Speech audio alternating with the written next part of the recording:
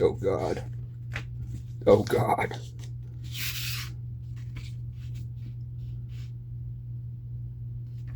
You can put the video back on. I'm fucked. I'm so fucked. By a quality glue for that or what? No, this is it's a Shi-Gu-Mi. It's paper art. I put my headphones off like a frisbee, You breaking a window. You get like some origami crazy shit. I'd yell, rat! And it doesn't even tell me which one to start with. It's the consideration behind these moments that Then the causes piece my are just unmanaged Yeah. rage to stay That's why I'm starting with this one. The first Before the master grade. occurs first time you visit the Zakati. Pretty sure this is the one I start with. Because this looks like the base leg. The doorway with our mute cameraman confirming a rat. Oh my God. Where's the It's all in Japanese. Okay, there's the English. Check if no parts are missing from the panel. Do not remove parts beforehand. Do not lose tiny parts. Parts can be removed easily from the panel using a utility knife or hobby knife. Oh God, trim off extra parts and use adhesive glue. Do not use excessive force.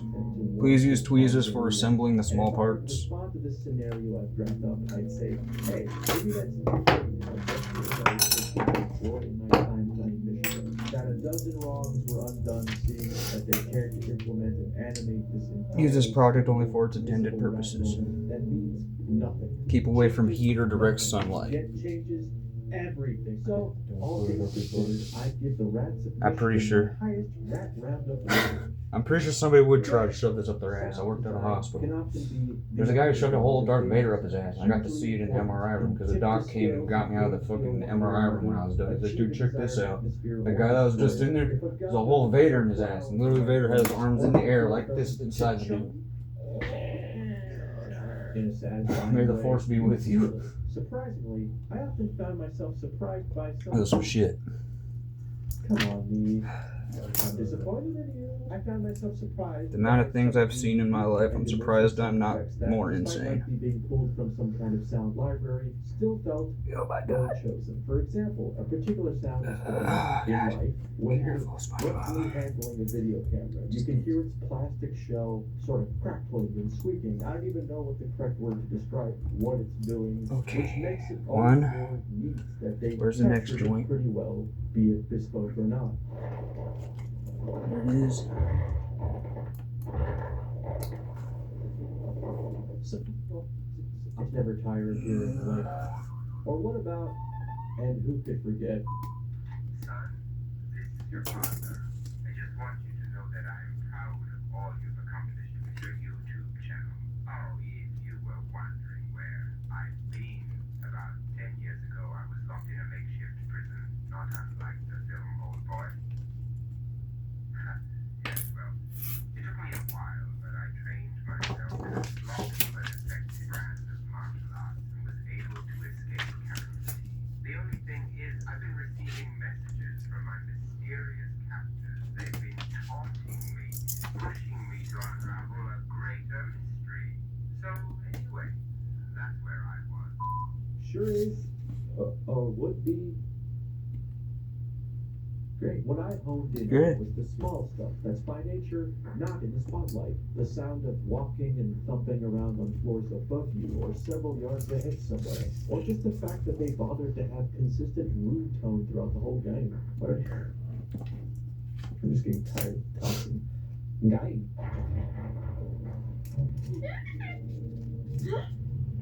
The door opens all by itself. I mean, it's a studio that had not done a proper 3D game, let alone a horror game before, so it would be easy to goof most of the stuff. That's not to say there aren't plenty of both goofy and overused sounds that were probably ripped from a Halloween sound effects compact disc. A lot of this is showcased during the interstitial journal cutscenes. These bits can be kind of long, and I found myself following along, perfectly fine with it. I mean, there is a terrible dub that's announcing every step as well, so that helps. Here it is. This is my car. Come on, get in. Let's get back to the lodge. Briscoe is waiting for us. Is it? No, that ain't that part. If there's one thing that's consistent throughout the whole game, it's the soundtrack. It was composed by Masafumi Takada, and it's played almost entirely straight. Like, if there is one guy None of the that pieces needs are to numbered leave a either. memo about the tone of this game, it was this guy. The primarily piano-driven score is Oh, God. somber and wistful a lot of the time. Where is that piece on Especially this? for moments that have your crew searching through wreckage and bodies for leads, or arguing about what to do next. Oh, it's from number 2.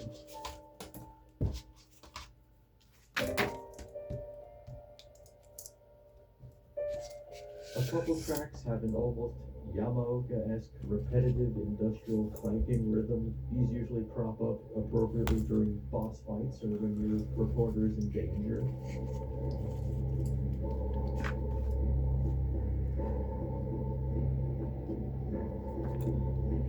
Number 2-40.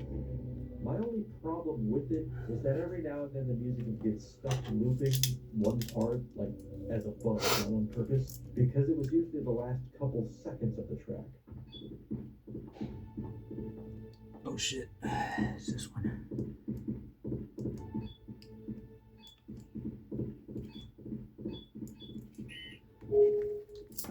But it's okay, I can put up with a lot. Why would I start enjoying myself now? Really, it's all very well done. I don't think I'd go out of my way to listen to it anytime soon, but it's perfectly good music for a scary game. And I suppose it's a bit of a shame that that isn't exactly what Michigan is.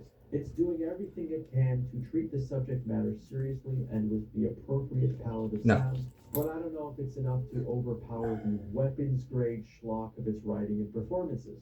Die here, and the monsters will have you in no time.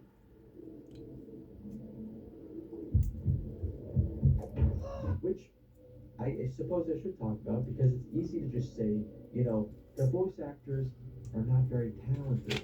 And additionally, they probably had no reference for the context of any of this dialogue, and I'm sure there was some spotty translation happening as well. But between you and me, at least as far as Greg Irwin's turn as Jean-Philippe Briscoe goes, I think this guy was putting more into this performance than a lot of established, celebrated voice actors. He was swinging live with an instrument he had never swung before. God! Charlie! Oh my God! Paul! Paula! Oh my God! Oh my God!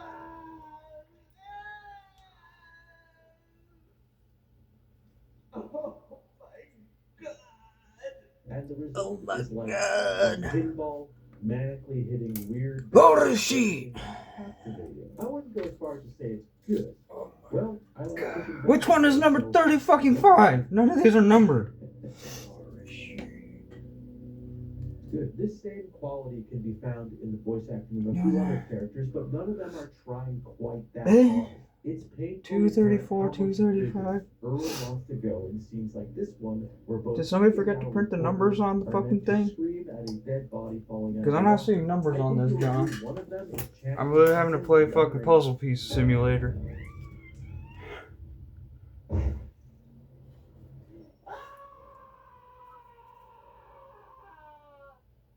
What was the dead body doing in there? He doesn't have very many other credits, but if one of them, I think this is kind of the only guy he can do. Not to diminish how great a guy that is, but let's just say it's not exactly a night and day difference. Silence now. I don't remember. You know, 34, we got a 2. But which one's 34? I found 39, 38, or 40. There's a little drawing of them. I know, that's what I'm going by, but that one, I think might be that one. No, it's too thick. Is it 1, 2, 3, 4, 5, 6, 7, 8, 9, 10, 20? Please don't tell me this reads like a manga. And I've realized the opening sequence may very well have been the true inspiration for many of the themes covered in Michigan. Coincidence? Here's a hint. It's No. gotta Oh, be also, these. Alf managed to figure out Yeah. how to operate a door with one hand while holding the camera Yeah, with that's another. pretty fucked And up. he's like a big dumb space rat. Maximum So or really, difficulty. there is no excusing that. Having said that, it is This sort is the of stand-up ironic that bass, one of because that's Briscoe's the first hip, I'm big assuming. scenes where he has to really act is him drunkenly being unable to perform Okay, a I song got 34, when so outside we're of good the game there. industry and a world away, Greg Irwin is known for translating traditional Japanese songs into English Son of a and bitch. performing them. Something he describes in his website as his life's work.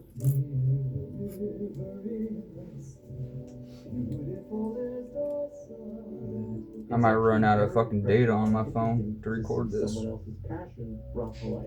Even if I can't unsee it coming from Briscoe's flabby mouth. This might be a two-parter. His career, it makes a lot more sense how he wound up voice acting in the obscure port of a degenerate horror. I think that's from an 35. eccentric creator's studio. His love for Japanese culture led to his voice making its way to just about every medium that requires it, from radio to anime down to pre-recorded supermarket and elevator announcements. Maybe I've just been staring at his many headshots for too long, but in retrospect it kind of sounds like he's always smiling.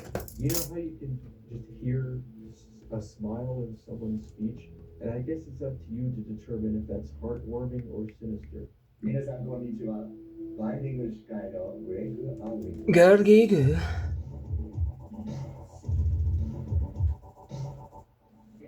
People tend to absolve games of their perceived flaws when they're tied to a creator they admire, deifying them to a position where they can do no wrong, where their word is gospel, and thus he spake.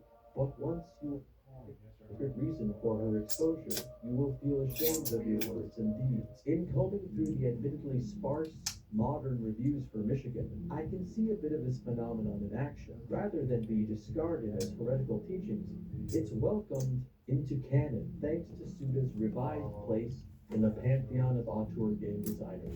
Just like actual religious volumes, these works are in part beautiful and strange, and more often than not, a kaleidoscopic lens into the author's kinks and taste in movies. And it's up to you to choose which passages you want to ignore. I've come across more than one forum or Reddit post about how much we need an HD remaster of Michigan. It was these stupid tiny fuck pieces. Several times in a row, I feel like I can confidently say that I don't think that's necessary at all. I mean, sure, it would be great if it was made available in some form outside of buying a $500 copy off eBay. That saves me cents for hundreds of games. But that sounds like a waste of resources when what does interest me is seeing the Michigan that seems to think it could be. Maybe may have been. Oh, hell no. The absentee father of this one. Because I might just upload this motherfucker raw, me bitching the whole time. Specifically, and I don't Oh, thank know God. if this is even the part he would care about, the idea of a group of characters that are intentionally in a horror movie situation for John, completely selfish reasons, carefully, for fame and slowly for the agitate the hell out of this snake. supernatural horror storm chasers running into the eye of an outbreak they can't hope to fully understand. The Michigan we got is an amusing vertical slice of Remember samsara, Zen Buddhism. Alan Watts. Don't breathe too hard. It's one thing to Don't breathe at all. or put overactive jiggle through something, but to make me an active Well, this will definitely stress test my need for a cigarette. I don't know, man. Kind of weird when I'm out here just trying to make snuff film for such an ambitious premise. It doesn't seem to be trying very hard to reach it. Its plot unravels in disconnected, meandering vignettes that have no sense of momentum or progress until a pop is heard in the projector and the film spins to a random stop. I can find value in the amusingly disposable way it treats the cast and characters, the openly stupid or cynical choices they make, and play straight-faced. That explains it. That smell doesn't look toilet. It's a dead body. There is something particularly fucked up about seeing a woman being eaten by an eldritch horror and being asked, do you want to keep filming this? Not, do you want to try to save her? Or Do you want to keep filming this? It's simply, how long do you want to watch this? Any size there. I thought you weren't allowed to leave Syria. Oh. What time is it? Charging in progress. Please shut. Oh, that's right. Oh, the sun is up, so that can't be good. What? Ah, no way.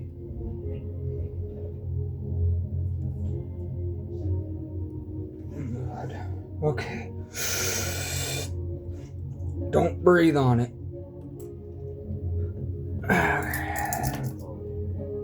36. That's the end of the video. The video's over. Thank you for watching the video. If you enjoyed the video, please consider liking it.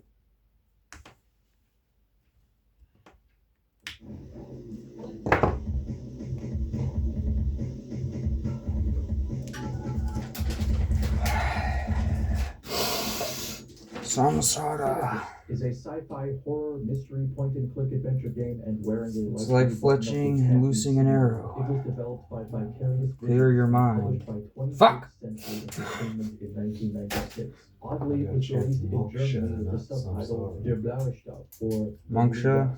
If you've never crossed paths with this game, there are some barriers to entry. In order to remember it, you have to be old as fuck. Furthermore, It's the actually game only released from received a Samsara. DOS version, and even Ah, though ads I don't know. I think I'm fucking wrist deep in the Sara. US gaming magazines, it was never actually released. Just in gotta the get US. in deeper. 21st Century was a primarily pinball-focused UK-based publisher that probably didn't know what to do with a violent adult adventure Why game would I made escape by a bunch of Samsara? It's so much fun. Hey, Feels good, Vicarious man. Visions was created by two hobbyist brothers in their parents' basement named Guha and Kartik Bala. It's a studio that has since had their names stamped on a wide variety of products, with very little linking them all together. In the mid to late 2000s, they were a developer that was sort of unavoidable, or I guess successful would be the less cynical way of phrasing, doling out a wide spray of media tie-in games and handheld games that didn't take off in earnest until they started porting the Guitar Hero franchise to Nintendo consoles. Because of this, in my eyes, it does seem like it was a company without much of a distinct creative voice. Rather, a company that was able to cleverly bend shape in order to maintain their place as a staple in the casual gaming space. There's a ton of interviews and footage with the Bala boys, and I'll admit, their personal success story is impressive, and they seem like they genuinely enjoy being in the game business. They've failed enough times to become quite savvy as far as which projects to hitch their wagon to. So we're really excited about the Wii U as a platform in general. And But for me, I'm of course more intrigued by the whimsical ambition of a creator that has no idea what they're doing. I like to see fellers just ruining their finances, dragging down others to make something big, magical, and dumb. Not to diminish their undeniable success in the industry, but they made a lot of shit I don't care about. we made a bunch of games. And that met much the same fate as just about any studio that ever made anything interesting. They got bought out by Activision, and when Activision merged with Blizzard, they were renamed Blizzard Albany. Once Vicarious Visions was scraped off the Office directory, Guha and Kartik had left and already started over as a new studio called Vilan. All this to say, this journey began with a bunch of teenagers putting themselves into debt to make a funny little point-and-click game about Doctor Who. But that didn't work out, so they made something else. It wasn't until the last few years that interest in the game resurfaced and an effort was made, particularly by one Australian creator named Rizolka, to learn more about the circumstances that led to Synergist's creation and the odd secrets planted within it. This culminated in an illuminating interview with Kartik, where he dug out some relics from his first game's production, reminiscing over documents he hadn't looked at in decades. And it's kind of sweet and worth a watch. Also, brave of him. I imagine if you sorted through some of my old drawings and writing, it would just be all just murder. One of the games that sparked the inception of Synergist was 1989's Mean Streets, a point-and-click adventure game using photographic elements interspersed with digital art that was itself tapping into the noir-tinged cyber-dystopia that the film Blade Runner proposed. A hard-boiled detective just trying to make some credits in a mildly futuristic shit world. Another was 1990's Countdown, a more traditional third-person point-and-click title about a CIA agent with amnesia that similarly incorporated live-action elements and was marketed to a more mature audience. At the age of 15, Kartik wanted to make a game with next to no knowledge about how one would go about doing that, and in an age when the internet was in its infancy. After befriending a man who built sound cards for PCs, he would disclose his dream of making a Doctor Who themed adventure game. Acting as a mentor of sorts, this person would give Kartik books on programming as well as animation software, and even arrange a meeting with You the stuff a publisher piece so on, a he and piece his falls brother off. could You stuff a pitch their piece on, a Doctor Who piece game. falls It was off. only here, dressed in his father's suit, being driven to an office by a strange man that invited him into his basement, that he realized he needed a name for a company and quickly decided on Vicarious Visions, as it contained a word he had Nicotine recently pouch you are misspelled carrying at right now. school. It's a good story. It's a story you should tell at every available opportunity. It's called Vicarious Visions because my brother had spelled vicarious wrong on his spelling list the prior week. And I got it wrong. How about Vicarious Visions? Even after writing a letter to the BBC asking if they could license Doctor Who, it quickly became clear that they were better off coming up with their own idea, which is like the opposite logic of how games work now. So, over spring break 1991, the brothers and a group of friends came up with a rough draft that would become Synergist. After a couple years of learning the technology, making animation tests and demos, they hit a wall and realized they would need a game engine. What followed was a rather bold Only a series of 300 and seemed utterly alien and bizarre 11 pieces to go. year Of 2000. In 1993, Kartik was into the game Martian Memorandum, the follow-up to Mean Streets. So, simply wanting this game to be of the same quality as Martian Memorandum, he saw in the credits that the lead designer was Brent Erickson. So he made a telephone call to Access Software, the developers of Martian Memorandum, and asked to speak with Brent Erickson. Unfortunately, by then Erickson had left the company, so not seeing this as a dead end, Kartik asked for Brent's home phone number, and they 26. just gave it to him. So he then called this guy at home, and he answered. You gotta be fucking kidding me. And held a conversation with him. He asked if they could use his engine. And Where's he's the second yeah, one? Go for it. Also, I will get on a plane and fly to your location and hand it to you, and then spend a day teaching you how to use it. Small child that I do not know. In 1994, after these two acts of kindness from different nerds saw themselves in this pleasant, bright-eyed gamer, 21st Century would fund the production of Synergist, and its dev team would forego college and day jobs for 2 years. I think it's that one. In Kartik's own words, the release of Synergist was anticlimactic. It was not met with universal acclaim nor 23 and showers of 26, awards. maybe? In fact, it received met by very few. Okay. Most of the game's press We'll try and reviews would result from the game's German version. The September 96 issue of PC Joker gives a pretty average write-up, concluding that Synergist is a densely told and at times quite entertaining puzzle game, but as such is extremely unsuitable for fans of straightforward gameplay. Powerplay would complement the game's script, calling it complex and challenging, but ultimately gave it a 40 out of 100 due to its simplistic and outdated. This review is gonna be fucking salty. English reviews that are easily available came from Coming I think I might actually have to make a full ass video. It ain't good. I can't justify 3 minutes. The author says it's a pretty good game, but sometimes you can get stuck. It's gonna give me errors, cancer. And if that happens, there are some email addresses in the manual belonging to the folks that made it, and they are willing to give you a helping hand if you get stuck. If you enjoy mystery What is solving, this, the or RX-93? storyline, Yeah. think about giving Synergist a try. Additionally, The RX-93, this speed one running review cancer. also It's faster than a included pack every of mention cigarettes. Of a sort of last-minute makeshift contest. Apparently, a series of Easter eggs were cleverly hidden. You wanna know why the Japanese chain smoke all the goddamn time? Step number 5. What is this shit? And a limited number of people could What is this even supposed to mean? of this Synergist design Bible, a delightfully devilish artist's flourish suggested by the game's lead programmer, Aaron. This information was apparently kept from 21st Century Entertainment and even the rest of the dev team aside from Kartik and Aaron. Unfortunately, it seems it was also just hidden from anyone who ever played it because it wasn't until recently that someone Should just decided subject James to tear one it of these. apart, bypassing the esoteric string of moon logic and of-era pop culture references that housed Torture a Gen Z kid with Shi-Gu-Mi. Synergist continued to elude new understanding and new fandom, as if at the time of my writing, abandoned. 21st Century Entertainment would not be allowed much time with the century that was its namesake. And it was kind of partly our fault. The day we finished the project and it was released to the market, the publisher that we were working with, that was a UK-based publisher, Stop returning our phone calls. And now this home movie of a video game, this teenage passion project that made its way to European shelves on a wing and a prayer, stands as a monument to what one can accomplish if they set their mind to it. If I could fucking do this, that master grade's gonna be a cakewalk. Synergist doesn't stray too far from its inspirations, and is glaringly of its era. It's a little bit cyberpunk, it's a little bit dark, it's a little political, yet finding plenty of time for irreverence. Yeah, I'm worried about like tearing a corner on accident.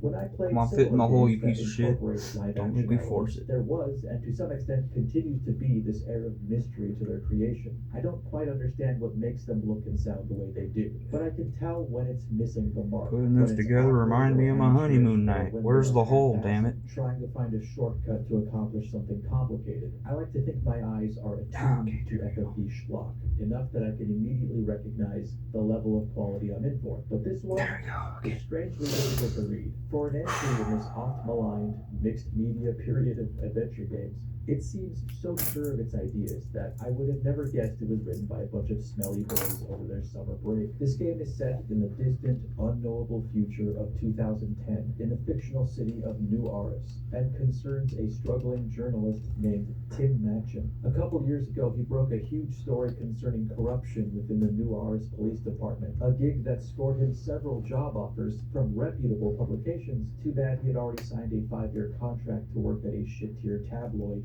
called the New Aris Chronicle, where his investigative aspirations are stomped on by his scumbag editor Hallmags. Instead of casting a spotlight on the city's seedy underbelly, he's forced to toil away on puff pieces and restaurant reviews. In the opening, he's being chewed out by Hallmags for not finishing his review of a restaurant called Skyline, a levitating technological marvel that is so expensive and exclusive that a credit check is required before you can even step foot in the elevator. On top of this, Tim is instructed to interview a wealthy entrepreneur named Victor Ambrose. Ambrose recently instituted a free psychiatric hospital following a number of miscellaneous charitable acts, which taps into a recurring theme that very strangely acts as a wraparound to the plot of Synergist. The theme of mental illness and exploitation of disabled people, a not uncommon topic broached by games from this era. It's one of those things that is a clearer minefield now, but at the time was just a device to turn your already dark story a shade darker. So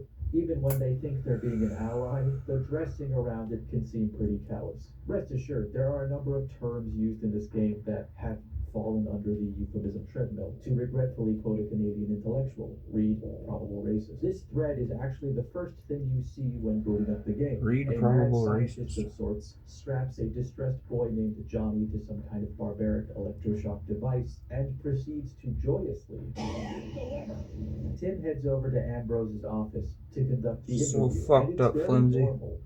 But excuse me Okay, for so I a stuffed moment that in that while I hole and wash put my that in that hands. hole. I was feeding my pet. Huh. I feel like if his pet... What the hell is this little was an fuck off owner pet, piece? he would have said what kind of pet it was. Despite looking like an 18-year-old with painted on facial hair, Ambrose is very villain-coded. He speaks really philosophically about his aspirations and the reasons for his philanthropy. Everything he says is a rehearsed line that would make a decent pull quote. Ghettos are a lonely void, Mr. Matcham. You reach out for that drive felt from the human spirit. And when that is to be found, you withdraw, afraid to feel the emptiness.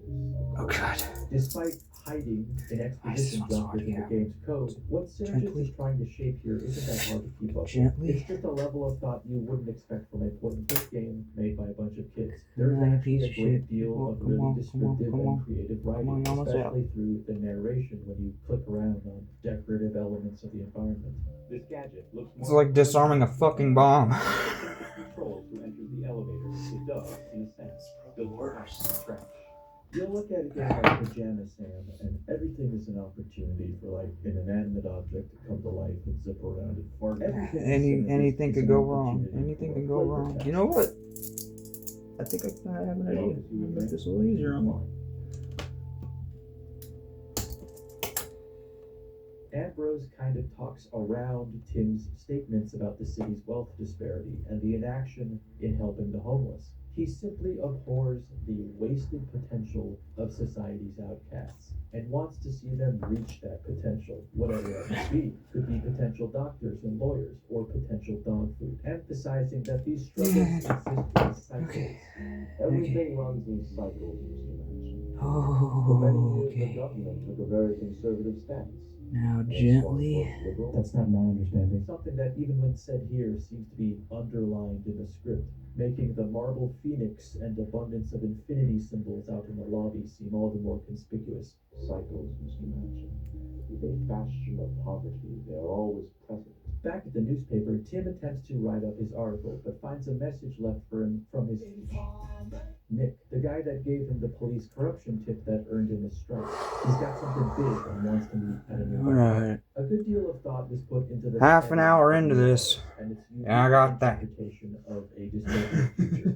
It's a world where the 90s were just kind of frozen in amber, and then a sort of failing Now I gotta do the other futuristic side. layer was just dropped on top of it. As humanity waltzed into the future with unearned confidence, building Akira motorcycles and levitating couches before realizing that what was wrong with the old couch? The one in the new I know. bullpen now It gets smaller from here. phone book legs. Notice how Stan Shit. Stuff my man is. He's about to take flight. Lulls you in with a sense of I can do this, and then it bitches you. Yet still very old tech is quite charming. You still have pagers, phone booths, and subway cars, Dad, but also Dad. video phones and holograms and other assorted futuristic novelties. It being set slightly in the future isn't even necessary for the story it wants to tell. It's just a fun bit of seasoning that makes Was the it fun to game put more together? memorable I don't know and yet. entertaining. And that kind of feeds into each other. for Get a lot back of to me in games. 12 On the ride hours. over to the park, Tim reminisces about the events that led to his partnership with Nick. He had hired Tim to investigate his ex-wife and find proof of her infidelity. In return, Nick would do whatever it was that he does, which sees him stumble into hot scoops. I mean, either way, it's good to have friends, you know. At my age, it's rare that you build a connection with anyone, so even though the terms they met on might be strange.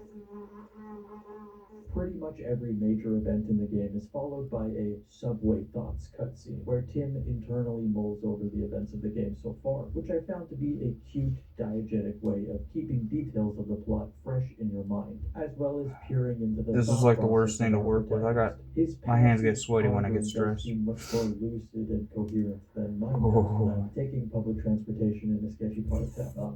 Me hungry. Want foodies? What eat? Burrito? What it? Hmm. What it? That lady looks kind of spooky. Hope she's not a mind reader. And that would be embarrassing. In case you can read my mind, lady, I'm sorry. Well, hey, look, I've been going through a lot lately. I just moved. Plus, look how small I am. What am I doing? There's no way this lady is a mind reader. Nah, she doesn't look like she has the gift, the shin in. Unless you do. If you'd like to You experience sack this grab game ass on shit. your own, You almost feel bent free to on me. skip to this time. Otherwise, choose the option that benefits you the most. Out of watching more or less of the video, more is encouraged, despite how often I may dissuade you by... What's that, boy? Did you pick up some ghostly activity with your sensors? Well, what do you see, boy? Why are you talking to me like that? Like what? You are talking to me in a tone that suggests I am a fool. Oh, I just figured like you're kind of a dog. So. Speak to me like I'm some kind of Nimrod. Look, I'm sorry you got upset. I am not upset. Oh, I'm sorry you're having trouble describing your You're feelings. still doing it. Alright. Fine. Well, did your scan turn up any ghosts? Yes, like 3 of them. After letting Nick's violent, animalistic, mauling death sink in, Nick?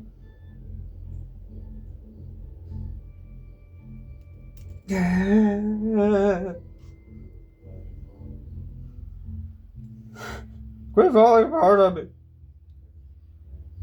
my guy processes death the same way I contemplate which salsa to pick at a hot bar. Maybe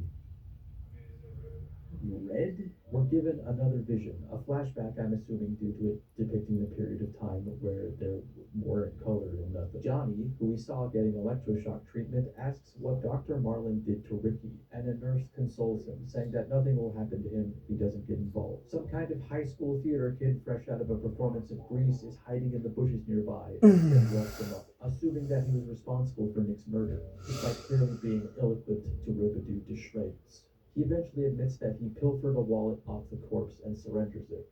I'm telling you, man, that's all there is to it. Somebody had it in for your friend. This is one of a few scenarios where we have to assume Tim is doing something badass, despite everything he does contradicting that. Like, I guess he's got this guy by the shirt collar, and he's like, "Who did this? Who killed my friend? Do you have any information that could lead to the killer's whereabouts?" Inside the wallet is a fake FBI badge, a matchbook from a nearby bar, and a small plastic bag of blue dust. Tim can deduce that Nick must have stumbled into something big, and it likely got him killed. So he follows up these clues by checking out the Last Chance Bar. Oh man, this is worse than Kakamazaki. Seedy and in a bad part of town, despite the bouncer being an infant. Go drink. I'm busy. Busy doing what? Listening to your family values tour CD, you prick. So annoying. Also, the bartender's a cyborg. Hey there, what can I get you? People show up to this bar to watch a pirate broadcast, a call-in talk show hosted by a man named Joe TV. This public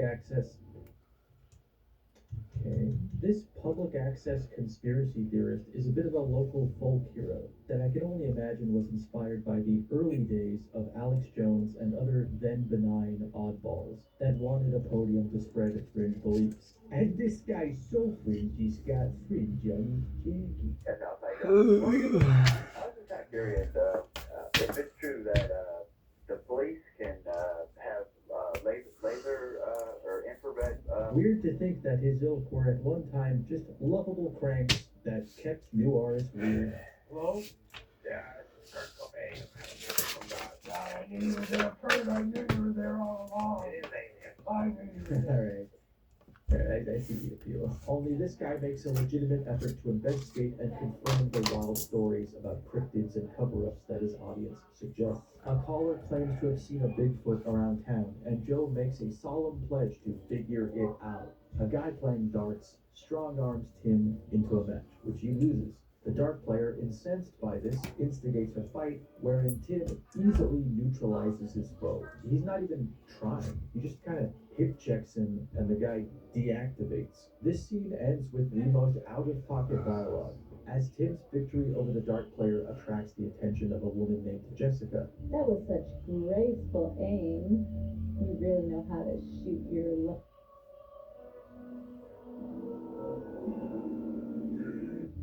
Why don't we go back to my place for some target practice? Part of me was waiting for the game to smash cut to Tim just getting the shit beat out of him while this happy fantasy plays in his brain damaging mind. My neck. Oh, my back. At least two other things. But no, this actually just happens, and from a gameplay perspective, it's kind of insidious, because you're given the option to go home with her or turn her down, and like, she seems nice. What do I got going on, Roy? I wouldn't say, But going home with her leads to your death. If there's one thing sorely missing from this game, it's harvester-level death cutscenes, where we see our plucky hero get destroyed in absurdist scenarios. So you have to turn her down, which ends with you winding up at her place anyway, because you get mugged as soon as you leave, and she drags Tim back to her place to recover. While Tim is out, he has another vision from Black and White World and sees Dr. Marlin beating more patients at whatever facility we keep seeing, asking which one of you freaks kills me. This whole bit with the bar leading to Jessica's apartment, to me also showcases the kind of adorable naivety of its creators. They wanted to cover mature and challenging subjects, but were either intentionally or unintentionally depicting them all using cartoon logic. I wouldn't expect a game that makes the exploitation of the homeless a central theme to also make all its homeless characters comedic. They're all just like lovable drunks that don't seem to have much else contributing to their circumstances. I'm grocery shopping for dinner. Now you're talking. Jessica timidly reveals that she is a sex worker, and for a second, I hope that the boys can stay on course here. I'm sweating for them and praying that they treat this subject with some measure of tact. And weirdly, they kind of do for a little bit. They make some attempt at humanizing this character. They give her a sweet little monologue about how perseverance is important to her. And then, like, you know, Coyote running in midair, they eventually look down to, like, insanely comedic effect. Jessica, what did I tell you about not checking in with me? And who the fuck is this? You don't have an appointment. What do you think? We're running a fucking charity? Just walks into the room like a cartoon man, actively counting a fanned out collection of bills. Hey, why don't you shut up before I cut your insides? Where the hell is my machete? It would help if this was goddamn numbered.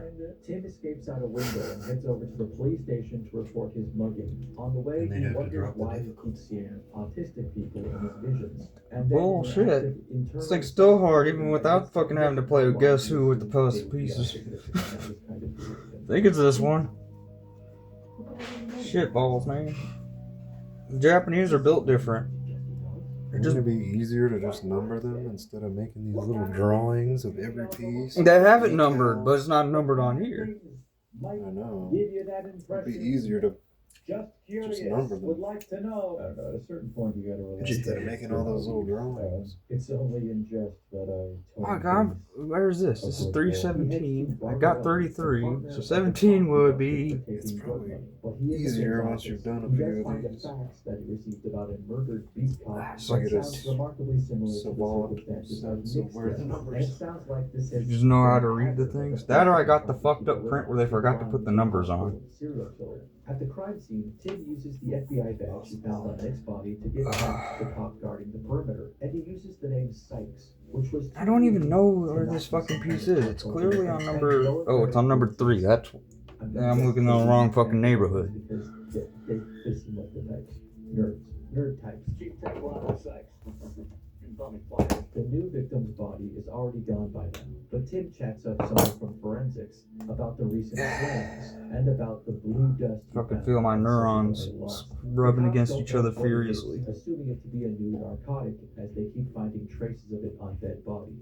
What's weird is that many of these bodies have been found in advanced stages of decay. This seems to be a separate phenomenon from the people being found normal dead. Officer Rizzo was on duty when she was murdered.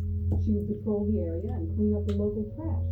You know what I mean? Yeah, she'd pick up trash Number off the 50. floor like a little garbage woman, right? Tim heads to the morgue and talks with the mortician there about the recent murders and drug-related deaths. I'm sorry, I just... Nope. In watching this back, realized that we find the blue drug at Heisenberg Park. Very interesting, unrelated, uninteresting coincidence. He walks Tim over to where the dead police officer is being kept and shows him her mangled jigsaw of a body, comparing the wounds to that of a tiger attack. The sight of this is too much for Tim, and he flees from the room to throw up. Hearing a commotion on the other side of the door, he steps back in to find the mortician dead, and the police officer's remains missing from their slab. Knowing that this killer is capable of leaping 20 feet and bending steel bars has me thinking it's something that ain't exactly human, and cleverly lends some validation to the Joe TV caller that claimed to have spotted a Bigfoot in the city. I'm starting to think this might be a Bigfoot, or maybe several big feet. After this encounter, Tim doesn't feel like implicating himself in this chaos any further and decides to just go home and get a fresh start. The next morning, he gets a call on his bid phone from Jessica. She went through his wallet while he was passed out and found his phone number. Cute, she wants to get dinner tonight at Skyline. So instead of working on that restaurant review, Tim heads over to the police station to speak to the head of forensics over there and hand him a weird semi-translucent bit of organic material he found at the last crime scene for analysis. Something he was only allowed to do by threatening to reveal Barbarelli's affair to his wife. I wonder if there was some kind of subtext here, in that Tim helped Nick by uncovering his wife's affair, and now he's using the same scenario as a bargaining chip. I hope it isn't though, because the use of subtext context is cowardly. Eventually, Tim gets a page from Jessica about their date, and he heads over to the restaurant. On the subway over, Tim thinks about the strange visions he's been having, how they feel somehow familiar. He considers asking Jessica about them, thinking she has some valuable insight, given she's also kind of fun. It sounds like he has quickly developed some pretty strong feelings for her, and is willing to look past the fact that being around her means being threatened by a guy with a machete sometimes. Their date goes kind of well at first. Tim is kind of killing it. Well, it's just that your eyes, they're so sensuous. I can see these sensuous gazing out at me. I mean, within the context of the story, this is working on her, according to the script. In the middle of Tim professing his feelings for Jessica, Hall Mags keeps beeping him, trying to get updates on the Skyline review. What do you mean I'm fired? That's ridiculous. Why are you surprised?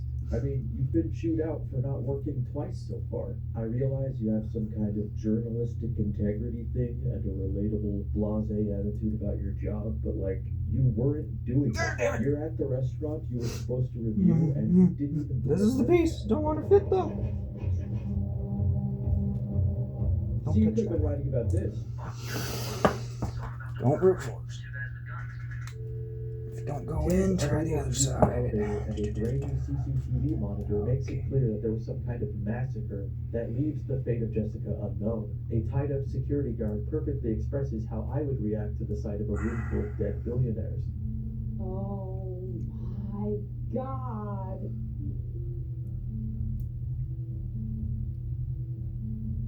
No way. That night, Tim sees another I'm vision halfway that tempted to is go called ask your mom for a Dr. fucking Weinstein's Adderall. journal that he believes the autistic to be more prone to developing psychic abilities. A rabbit hole he's wandered deep down. His studying of Go in the psychic abilities has led him to have what he believes to be a premonition of his own death at the hands It don't go of in? subjects. This has caused him to fear Stop talking, and please. resent them. At the police station, the lead forensics guy, Jim, has the results from that sample you gave him, and it's inconclusive whether or not it's human or animal. Some properties are clearly human, but it's also difficult to photograph and test on account of it having the properties of a chameleon, as well as similar compounds produced by cats. Though he hasn't heard from Jessica, we find a police report about the shooting and learn that, aside from injuries, there was only one death, a man named Felden Malthus. Jim says it's clear that this was an organized assassination. This guy was sitting right next to Victor Ambrose, who had recently given large sums of money to Felden's pharmaceutical company, Primax. There's a throwaway line in here that I actually perked up upon hearing because it's a tiny bit of world building that is pretty pointedly retrofuturistic. Apparently the weapons the assassins used were gyro rocket guns. As quick as 2 gyro rockets slicing through his body. One of the few weapons that can penetrate a bulletproof vest and kill the human target in one shot. Which was a short-lived firearm oddity in the 1960s. One of these, a gun that instead of bullets fired tiny little fuel-propelled rockets that proved to be powerful but not very accurate. So while you could shoot through walls essentially, you could also sometimes just launch it hard into my grandfather. Though in this world, this technology is new and prohibitively expensive. It's so expensive, very few ever use it. Meaning, if someone used it, it was with clear intention and purpose. A future first envisioned by Chris Rock. Oh, thank Jesus fucking Christ, as.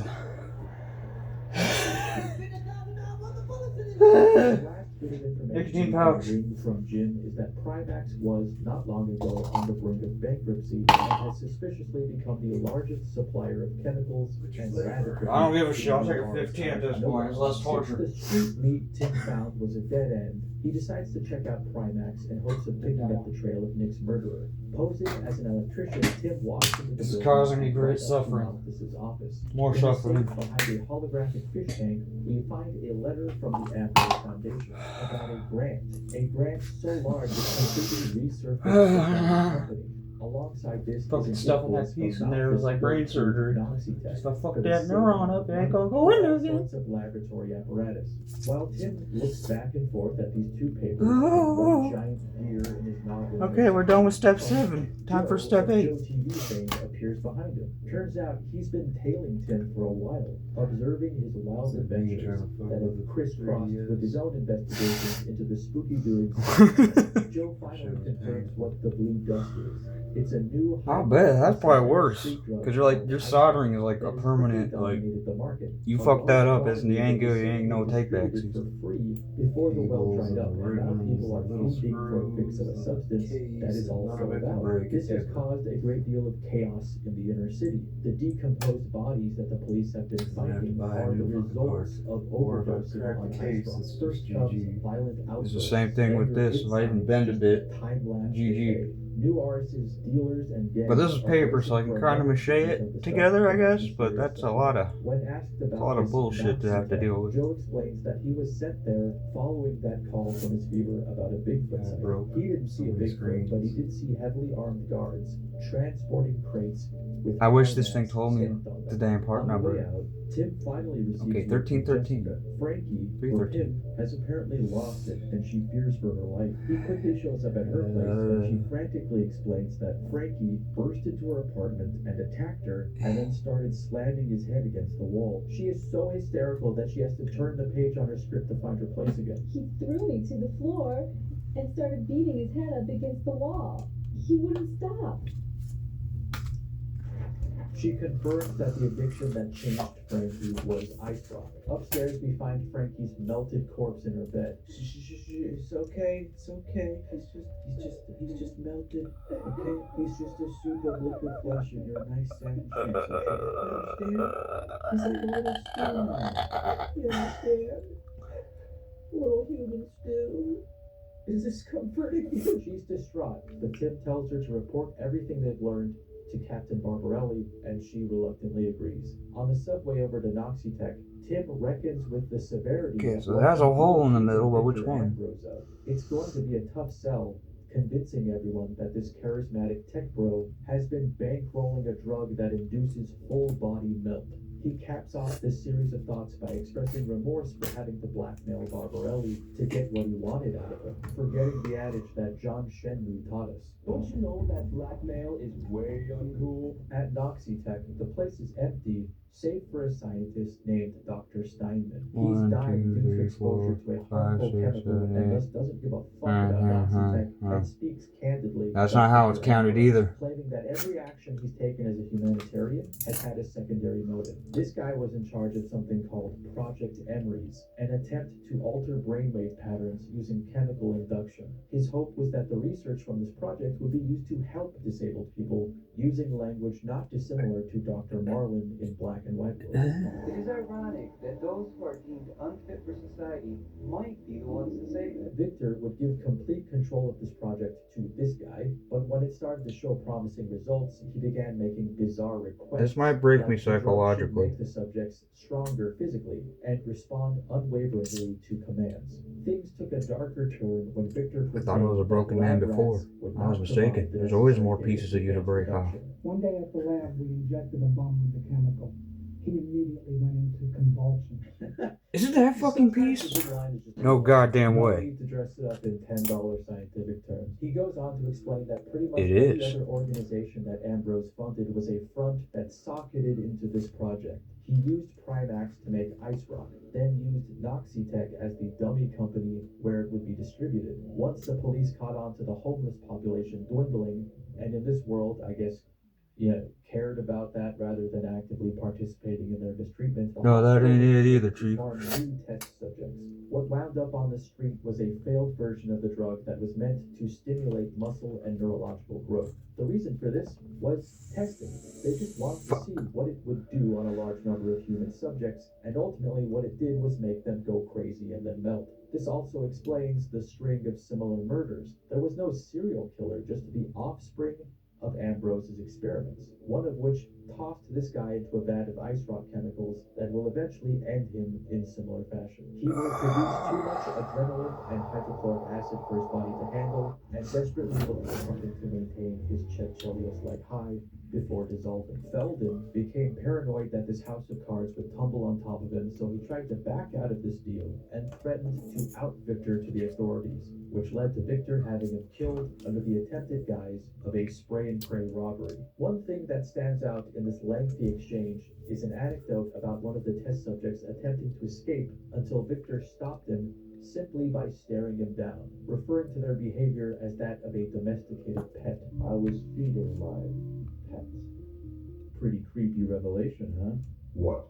That Ambrose's pet was a part human chimera of sorts? Yeah. I can see how it would perturb one, keeping a malignant aberration, a possible threat to one's power as a household pet. Yeah, I guess that's kind of the gist of it. I suppose the same could be said of me.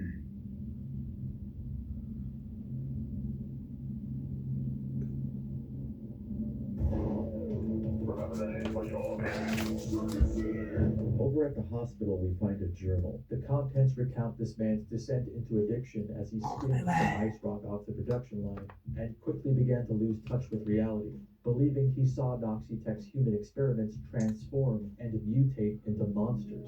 Something that's partially verified as not a hallucination, as we get a peek at some kind of freak science experiment while Tim sneaks his way further into the facility. This slight variation of exposition dump was mildly intriguing after something of a slog of exposition. I didn't really have a firm grasp on what I felt does not work about this plot until I had to recount it. And the truth is that it does a lot of telling instead of showing. All the horror and vice inflicted on this city as a result of a handful of rich assholes is barely glimpsed behind the boring wall of paperwork that's set in. Somewhere in this city, a freak on a leash is killing anyone that gets close to a lab of freaks, and there's a bunch of dudes making blue drugs and getting high off it while they're making it, and then themselves turning into freaks. And we're here rifling through ledgers and binders. So much time is devoted to explaining how the pieces fit.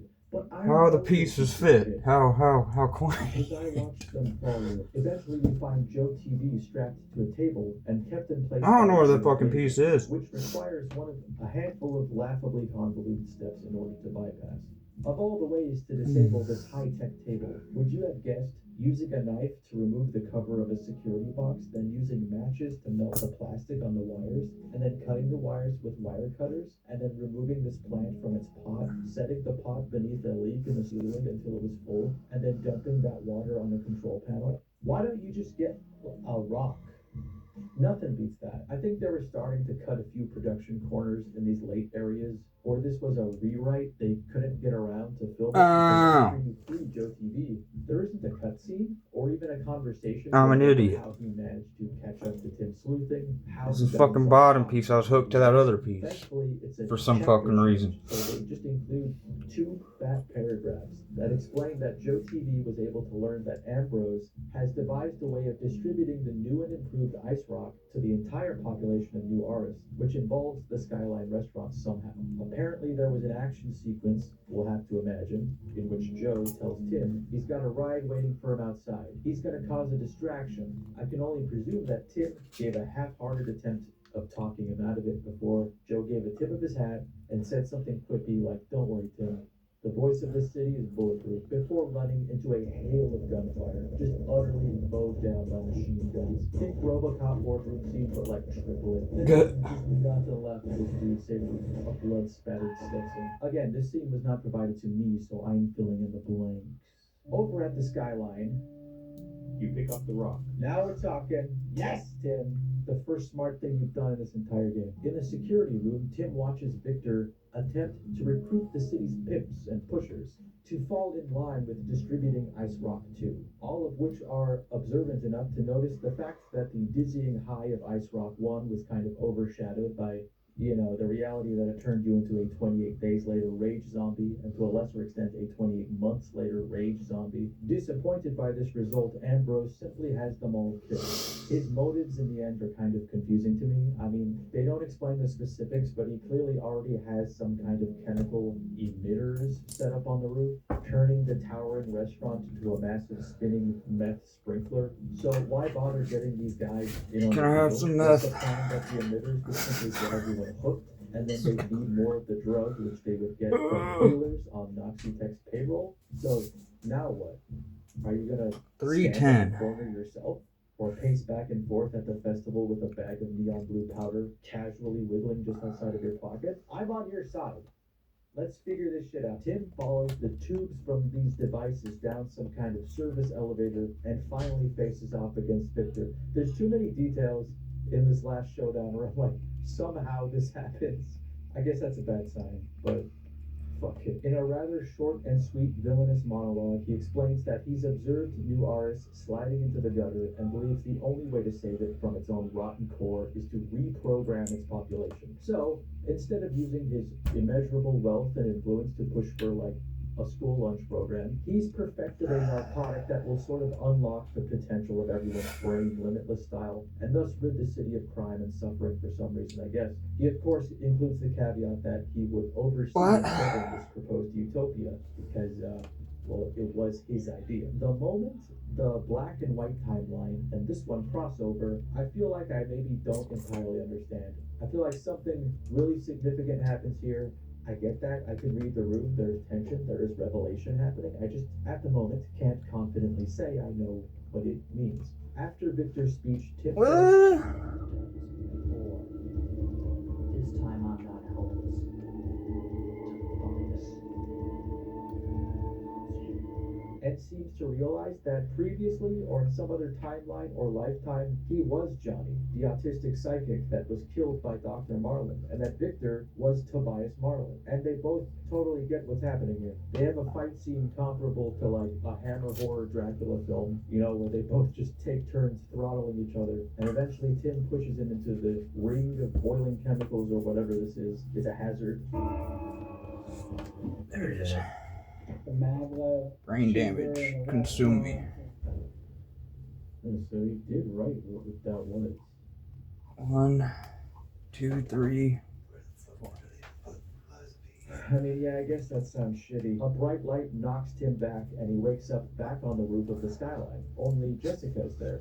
She saved him. No, that's going in the review. She came with Barbarelli. Maximum or difficulty. Needed meth. Tim was about to crack the serial killer case and needed help. The two embrace and look out at the city they've saved. The nightmare's finally over. And Nah, I could raw dog this. I can raw dog this myself. This saccharine storybook ending is undercut when they're given Very a slow pan across the precise. newspaper article detailing the aftermath of Tim's adventure. The official story is that the Skyline's maglev chamber malfunctioned and caused an explosion. The police found 10 dead bodies that were riddled with bullets and 2 charred bodies.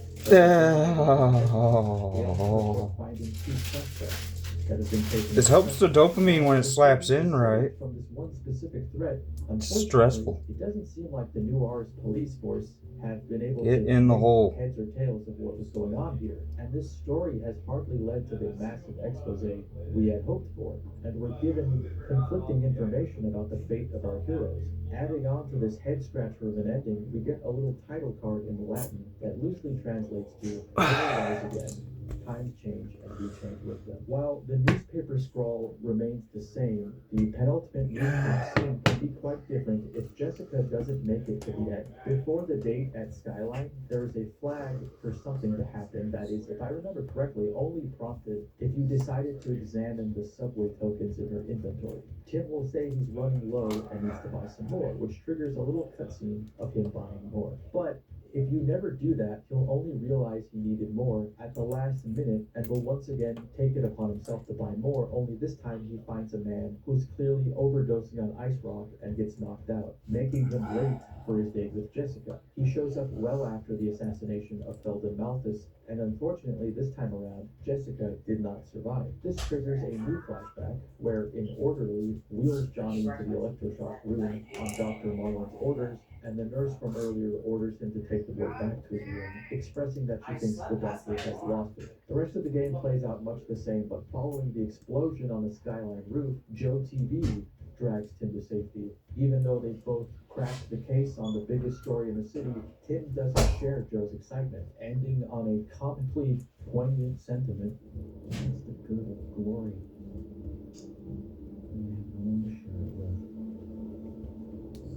Yeah, you hear that, Joe? You're nobody. Tim may as well be talking to a ghost.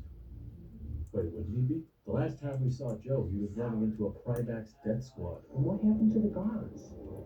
Believe me, you're better off not.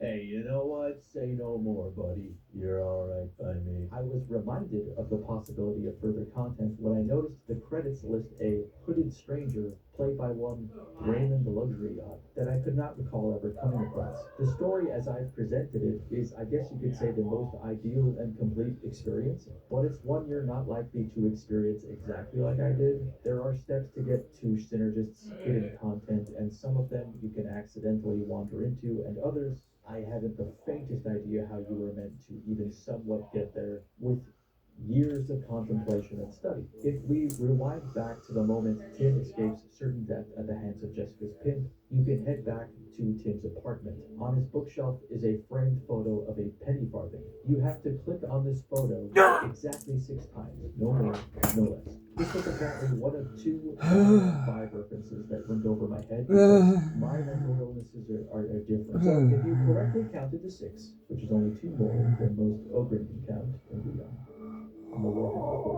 Lord.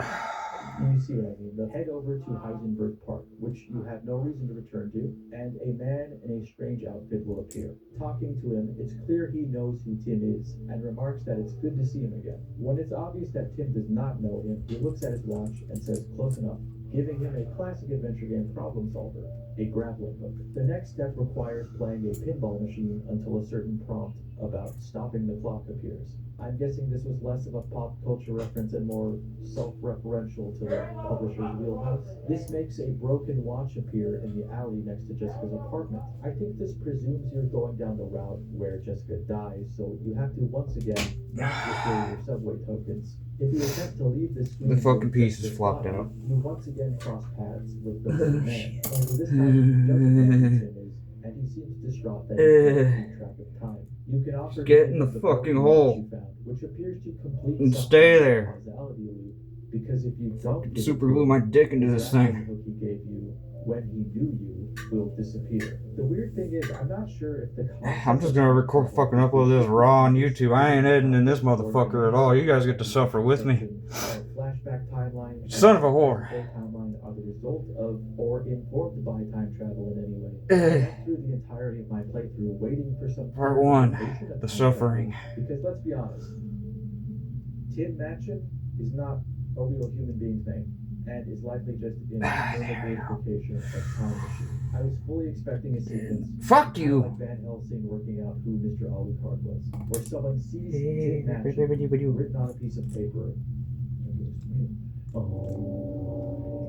But if I had to guess, there probably isn't anything that deep going on, and it's more likely that the game was simply meant to ruminate, as Ambrose rambled on about in his introductory scene, on my brain has any energy to stay alive. Of death, at the end of this, I'll be surprised. Of the connection between both plot lines isn't all that important beyond the fact that they mirror each other. There are a handful of other steps, some of them make sense, most don't, and the idea of attempting to make sense of them requires brain activity that is completely foreign to me. But the end game of these steps leads you to the morgue, where inside a cold storage drawer we find Kartikvala himself.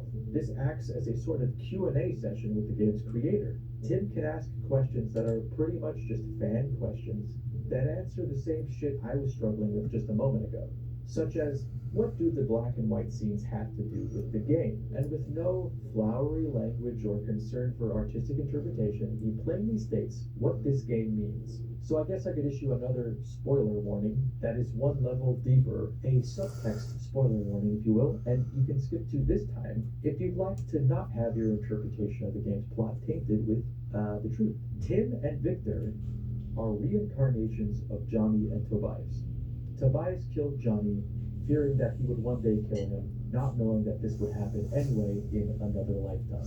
And if you had any lingering uncertainty about the ending, he confirms that the flash of light before the last cutscene was meant to mirror the flash of light that killed John. So Tim, and for that matter Joe TV, are both dead. To quote Vegeta after he fought Cell, is a dream. I'd rather get punched in the dick a million more times. In fact, most of the media I consume deals with puppets coming to life and murdering people under the instruction of some kind of master. But I think I get what they're doing now, and it's not mentioned anywhere in the game, but if I could proffer some of my own analysis, I guess it would make sense that Jessica plays a role in this whole reincarnated repeat of history here. Just as Jessica seems to always come to the rescue for Tim, Nurse Gibbons stepped in the way of Dr. Tobias's cruel methods more than once. Most would be bitter in her situation, but she's so giving, which could absolutely be one of many amateurish lines of dialogue. But I give them the benefit of the doubt because they made a video game that I didn't. There's also some questions you can ask about the game's development and the thought process behind things like the cover art and the title Synergist.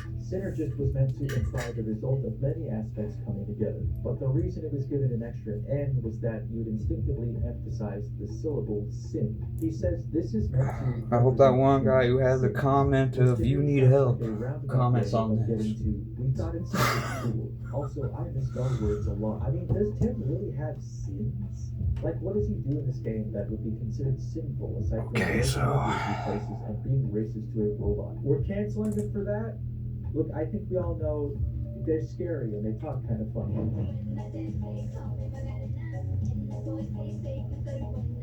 It's a bit patronizing, but not untrue that Synergist gets stars in my non-existent rating system due to the heart and time and youthful tenacity required for it to make it to shelves. That said, ignoring that, it is uncharacteristically complex and ambitiously heady when placed next to the games that inspired it. It's clever. I think I had an easier time etching my Zaku. Asterisks next to those words. It also doesn't have to be read that way. On a surface level, you can That's accept horrifying to say. a little who's doing it caper following a would-be investigative reporter. A point-and-click adventure embodying an overthought home movie that tackles delicate ideas they probably weren't all that prepared to handle with tact. It's so admirable that, given the chance to make an adventure game, they didn't want to play it safe, with just a badass, grizzled detective guy in a noir-tinted metropolis investigating a murder that implicates a shady corporation. They made the bold decision of having this guy investigate a murder that implicates a shady corporation. It's less concerned with its characters and plot beats, and more concerned with its world and a selection of strong themes. Along the way, there are a handful of small interactions and characters that seem like set dressing, but they maintain the feeling that the city is becoming more and more depraved and desperate, and that there is an abundance of wealthy people simply observing its decline. Piece 112. It never really becomes a proper plot point. These are not in order either. Oh Lord have mercy. On slide number 2. And as a last resort, they just kind of dropped a dome over it that you can see in shots of the new RX skyline. There is actually a surprising amount of considerate and competent writing underneath all the after-school special depictions of the city's seedier elements. They even drive home the point that this solution in itself was temporary at best. At one point, you enter an underground lab near the dome, and polluted river water seeps through the earth and drips down the walls. It's got things to say, despite its creators being big. Crimson Skies. The creation of Synergist I'm gonna take a fucking piss. Period of edging, nearer and nearer to a possible release, such that the time it finally did come out, it was kind of painful and weird. In a genre fraught with oddballs, this game is doubly so due to it being made by some punk kids. The popularity of its tech was diminishing, and gamers were incorrectly, stupidly even, becoming fatigued by point-and-click adventure games with FMV elements. So it lands in a unique place where it isn't as visually impressive as some other games. Years before its release, even ones using a fork of the same engine, such as Noctropolis, but it also learned by example to avoid certain pitfalls of other games, granting it this oddly appropriate stuck-out-of-time feeling. It was a game made with floppy disks in mind, then put onto a CD. Now, I say it avoids some pitfalls, but rest assured, there's plenty of other kinds of chasms and crevasses. Control-wise, this is pretty ideal for me. Sticking closely to the definition of point-and-click, you simply point and click. There's no fussing about with choosing different cursors or verbs. It's simply split into look and interact. Looking at objects prompts a Sierra-esque narrator to describe what you click on. Oh God! Step This That's voice even is worse. ubiquitous, even announcing when you've left one screen to go to another. This is a cute addition and nod to the adventure games of old, but it's also a bit excessive. I don't need every goddamn thing described to me like spoken closed captions. I can make sense of what's going on most of the time. You pick up the rock off the ground. There is now a rock in your inventory. If at any point you'd like to use that rock for anything, say, solving an item-based puzzle, you can access it by opening up your inventory, mousing over the icon that looks a bit like a rock, and clicking on the rock. Also, if you need help finding your own ass, you can check the manual. The UI is also exactly what I want out of a game from this era, appearing when you mouse over the top of the frame and also allowing... If you have trouble finding your own ass, good luck with this. It's very simple, and anytime you need to combine an item with another to accomplish something, Tim will just pick up on what you're going for and combine them himself. There's a lot to enjoy here as an adventure game fan, and a lot of very familiar frustrations as well. Some wild guesswork, weird sequential issues, and pixel hunting. Often these issues arise because of some wildly overthought out solution that is ultimately kind of sweet, and I just can't stay mad at it. For example, there's a part where you have to get into the city morgue, but you can't get to the elevator because there's a janitor that tells you to fuck off. But at the start of this area, there's a garbage can you can look at. And of course, my eyes went straight to I'm attuned to that sort of thing. You know, I know it. I live in it. You can attempt to make Tim root around in the trash, but he refuses. So in my head, I'm like, okay, the game says no. You're valid, king. Go off. On the janitor's cart, he just has his diary laying out, and you can thumb through it standing right in front of him. Just, all right, what do we got here? Yada yada. Had a dream again. Bitter about my relationship with my father. Okay. Now you have my attention. Now we will continue reading this diary in front of the man who wrote it. In here, he describes how he's been in a terrible mood since he lost a photo of his girlfriend Sandy, thinking someone threw it out just to get back at him for spacing out, thinking about her while he should be sweeping. So what the game wants you to do now is go back outside to the dumpster and fish out the photo of Sandy, but it already told me that Tim didn't want to do that. See, I didn't struggle with this too long, however, because I knew when I saw that dumpster, I just knew there was something special about it. I knew I was going to come back later anyways. But you see what I mean. This is nothing compared to some of the weird logic employed in a few of the late game 111. It doesn't help that they often concern technology that I do not understand. Two. I do not understand what applications my items will provide. I know rock.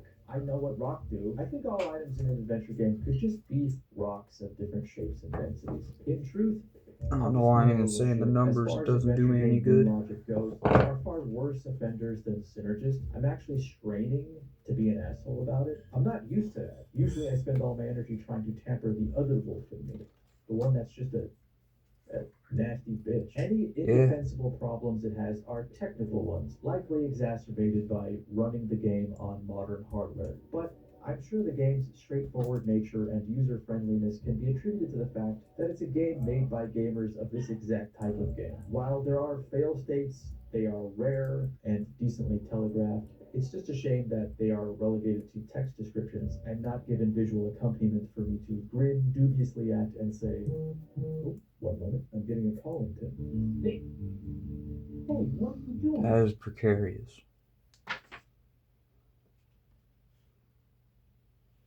I lost my I don't know how that's supposed to attach to that. We were so deep in the night. What does this even mean? It does not matter. Go for broke. Be problematic. If you were ever going to do it, simply because I can't think of a more comparable contemporary, Noctropolis shares a lot of DNA and programming with Synergist. But if you compare the two, it is a bit more clear which was made by a large studio and which was made by a group of kids. But honestly, it's not a huge difference. It's noticeable that Synergist doesn't swing for the fences with wacky changes in perspective or detailed backgrounds with complex moving bits. It doesn't even attempt to do much with the F&B elements, playing it safe by having a little window pop up with a right down the barrel shot of the subject. Where this triumphs over Noctropolis is that the FMV cutscenes are pretty universally amusing. There is always something uncanny or silly about them that is just riveting. Can't look away. There's an unregulated quality to it. It's unpredictable. I don't know what any of these goobers are gonna do. Better watch your back, pal. Around here, death always rubs off on people who get involved. Why don't I come back to your place? Bend you over into positions that you never knew that you could reach. You're always kind of aware of the production. That little look off camera as if to say, how's that? Is that good? Yes, it was good. One of my favorite performances in the game is Jessica, because she's a complicated character that they couldn't really write. She comes out like a person that does not exist and never has. So it doesn't matter who plays her. That said, she's still somehow miscast. And it works perfectly in this paradoxical, unintentional, post-ironic way. It creates this tone that is all over the place, borderline John Waters-esque, where one moment her kid is bursting through the door wielding a machete and spouting, I think, the only profanity in the game, or at least the most high concentration of it. Fuck, man, I'm gonna need more than luck. Well, I've always been. I don't even know what this means. You know, little things, like a flower growing from the sidewalk crack, or a spider weaving a web which flows from the neon sign it hangs from. She's just like the only normal, nice person in the game. I'm sure more could be said and poked fun at about the quality of performance, but I fully admit my bias here. I think this is just good. But that comes from a person that openly enjoys bad things. I got no barometer for quality. I just know this. This makes me feel something, anything, everything. Obviously, nobody here is a professional, and it's clear that half of them probably didn't understand the medium in which they were meant to perform in, and the other half was just the guys making the game. Josie Lee, whose actual name is Joseph, was one of the main designers that had a hand in just about every aspect of development. The cyborg bartender is Evan, the lead writer. Hillary was played by Sandra, the lead artist. One of Tim's coworkers is Aaron, the lead programmer. The guy playing Darcy is Tom, one of the video engineers. Hell, even Jeff, the video actor, We'll just leave those on for now. perform as Tim and then help animate the scenes. I usually take a minute or two to snoop around as to what FMV actors got up to after a project like this, if they continue to find work, or if it was just a one-and-done deal, probably done as a favor, and much of the cast here falls into the latter camp.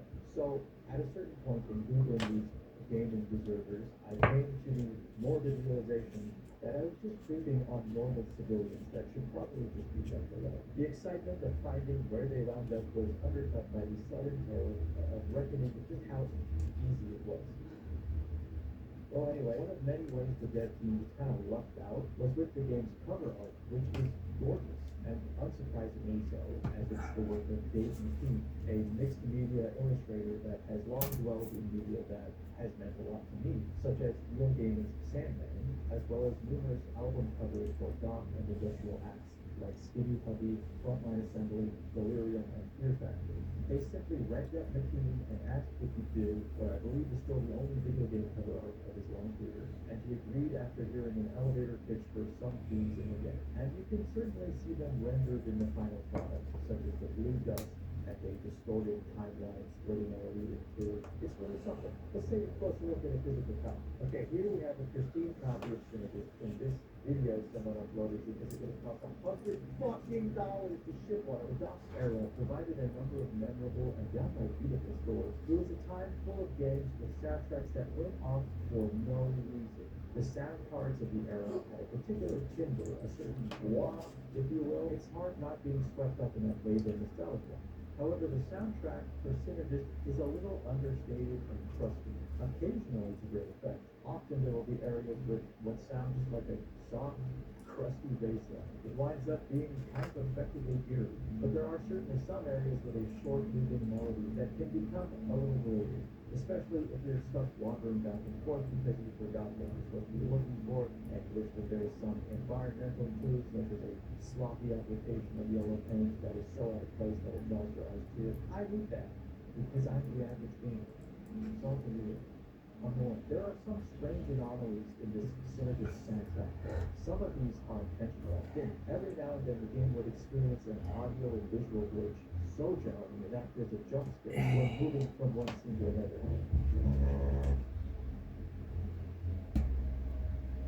It was so unusual that I began to wonder if it was allowed on purpose to play into the game's cerebral concept or simply act as a citizen game property. Then I remembered these are TV nerds and thought about film like nerds. My favorite moment from the soundtrack came from this genuinely unsettling track that uses twice, I think, to denote something off kilter happening, and to know there's a situation that just jostled me from the brain off here from the first days I entered into while gaming. The soundtrack was doing its usual simmering bass line. Whoa! I mean, what the heck was that? That was sent shivers down your spine. Speaking of which, any evidence gathered on those ghosts? I have compiled several possible EVP recordings. That's great. Playing EVP recording.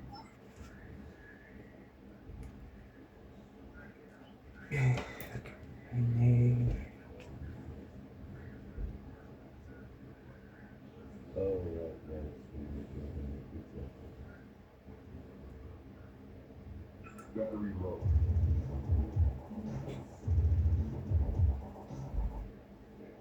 Synergist is goofy and amateurish, but so are a lot of games from this era. And it's a thing treated well here, long run, you begin to see as worth celebrating. A lot of the games that led to Synergist were from this specific pocket of time that fostered a sort of silent indie community, where maybe your game's getting funded, but the tools to make the game were neither widely available nor well established. In the early to mid-90s, if you woke up one day with the dream of making your own game, there was no database of resources. It was all about who you know and who you blow away with your sales team. You just had to figure it out. Everyone was just figuring it out from scratch. To me, that makes the fact that Synergist got as far as it did, as obscure and jank as it is, doubly impressive. Creatively inspiring people. Yes, it was hamstrung on release, came out years after it should have, and never quite joined the pantheon of beloved adventure games. But it's got a fun story with an intriguing mystery that is so steeped in 90s grind, you can't hope to scrape it off. It's embedded in there, firm, chock full of youthful indie quirkiness. It's like the Clerks of point-and-click adventure games. It's like the Slacker of point-and-click adventure games. It's like the Stranger Than Paradise. Well, it's a little more accessible for those not acquainted with older adventure games, and it's visually enjoyable both ironically and unironically. It's one of those games that I don't see anyone claiming ownership of and repackaging anytime soon, but it's got real blood, sweat, and tears in it. I think it actually produces that. Might explain the fucked up audio glitches and multiple spin bugs. It's out there. It's loose. One of God's own prototypes. Obviously, Vicarious Visions and the minds behind Synergist went on to greater successes, and this game likely exists as a faint footnote in that catalog. But I bet this was the hardest they tried, the most concentrated their creative energies had been focused. And I respect the hell out of that endeavor. But what do I know? They could have really given a shit about B-movie game for the Nintendo DS. I suppose that could have been their baby. B-movie game for the Nintendo DS. B-movie game for the Nintendo DS. B-movie game. There are a lot of reliable career paths. TV Weapon is not one of them. But so it has to be a passion. That's the end of the video. Thanks for watching the video. If you like the video, you can like the video, you can comment, subscribe. Look, if you hear me talking a bunch of this video, Okay, pause. Marcy Bone, Massimar, Okay.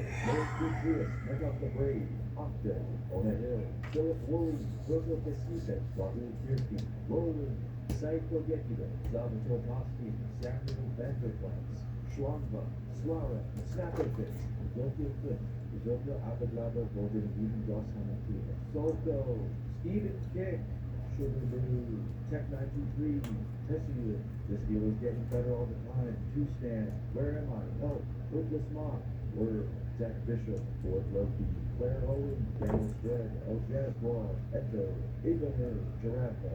I'm really trying to think of a funny name involving goblins. Jeremy Silver, June Choi, Eric Rosenau, Catherine Braving, Lord Papula, Mr. Alpackleton, Savvy Faye, Smooth Operator, T-Dog 8083, 410,757,864,530, Gabe Cox, Unhanging Jail, Albert Huntley, Alex Fisher, Alfred Correa, Aaron I. Sayers, Back to Bed, Bang Flame, Binary Vision, Brady the Sanity Tax Collector, Rosie Jones, Ken Tankless, Chimichanga Jones, Codamite, Dan Duresno, David Offler, Derforzi, Drunken Badger, Fiona Summers, Fix My Brain, Brandon Valkyrie, James Andrew Earl Adams, Jake Snipes, Jake Kenny, Jensen Jackal, Nolan Roxanyeshi, Benjamin Jackson, J-Man, GS, Laronica Venusa, Matt Monty 98, Naked Rainbow, Australia Fishball, Pete Dizzle, Persian Air, please stop treating player agency as a negative, leaving the upright manual using the fucking cover system as basic meaning. Raul Garcia, Robert Brandon,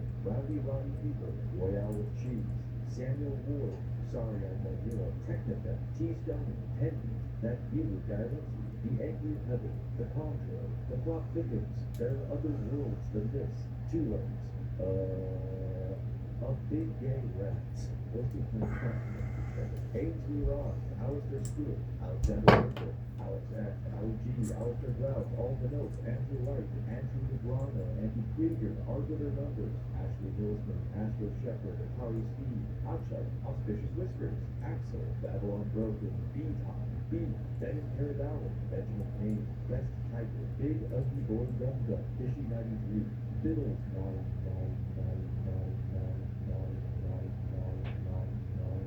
999999999999999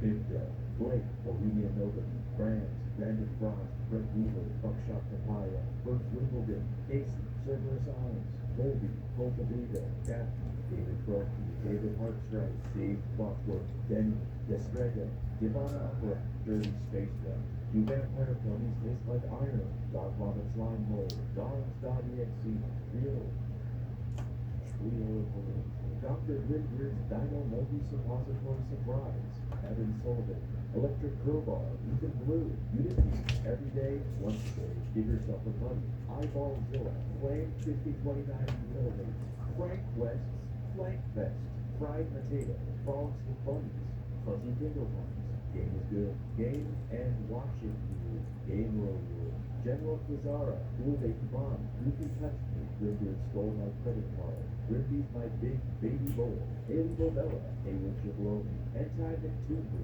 Iros Mike, Hime Roll, Hitoshi-san, Holy House Propane Board, Horror Show 93, Hugo Upton, Huron Lockhart, I Am Without Meaning, It Is Gilgamesh, My List of Mavericks, through Patreon, through me, I fart on my hands. I swear I didn't make this just to set the good beat. INTJ loves their INTP. Irish wristwatch. Irish wristwatch. Irish wristwatch. Jake Desmond, James Kelly, Jamie Portman, Jared's sexy older brother. Jeff Black, Jesse James, Joshua David, Justin Darnell, Captain Ketchup, Howard Guerra, Kieran Walker, Kelly O'Neill, Kevin Hale, Kind Raccoon, Crust Easy, Kirok the Banished One, Lori Kubu, Leland Juliotis, Leopold Blue, Legendary Dragon, and Magic Meows, Mandalore Gamer, Mango Roxas, Marquand, Matthew St. J, Max Cullen, Deepu, Neon, Michael J. Best, Miles Phillips, More Sharks, Mother Destruction, Mr. Duffy Clown, Mystical Lynch, Game Requires DLC. That's how I interpreted that. Both those versions. Nick Hill, Nick Cooper, Nick Timmons, Nicky Paradise, Nicholas Polestar, No Curly Fries in Hell, Noel M, Nuclear Sun, No Long, Oliver Marshall, Ichi Kostra, Origami Zergla, Franklin Noble, Paranoid Vampire, Airpug reserves a tiny blanket, and Bruce's Thesis. Pathetically Hopeful, Coldlark Muldown, Paul Pierce, Paul Sanford, Zuzu, Philip Coffey, Picture, Projectile Jerk Wagon, Rabia, Replica, Louison, Stopla, The Sussiest Sentinel, Brown, Shatterdown, Shade, Selectixa, Soy Flowers, Spooky Shaker, Starfire, T-Mar, Tegan, The Supervisor, Dick Bullamon, Tripwire, Tucker Donovan, Cheated Teenage Needle People, Vincent Cronin, Wolf Chalice Logician, Woodjill, Zanga Pierre, Janet Benez, Zen, Silvaro, Zagigu, Julie, the little blue purple, for being a patron, and Laura. That's right, I usually reserve this time for our thank you again, but this time I need it. I had to move very suddenly, and I would be so utterly fucked as a person on the planet if it wasn't for support. And I know it's not necessary, and it's probably just crazy and annoying and frustrating if I apologize for my production form back there. But rest assured, I'm saying it for me. I will do better so you can just do it. Sorry it's taken me so long. It was a weird place to be, getting 100K subs and being all out of line with where I live. When you're living the dream, sometimes that dream is sleepless. Sometimes that comes, and you either gotta stare him down, or you gotta get on your feet with him.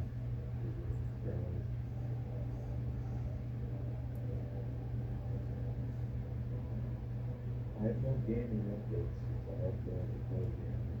Moving and then I was either oh, I watched the Five Nights at Freddy's film.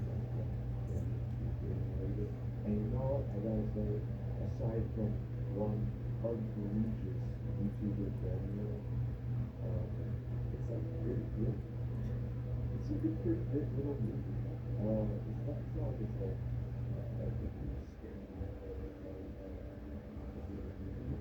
it's just kind of like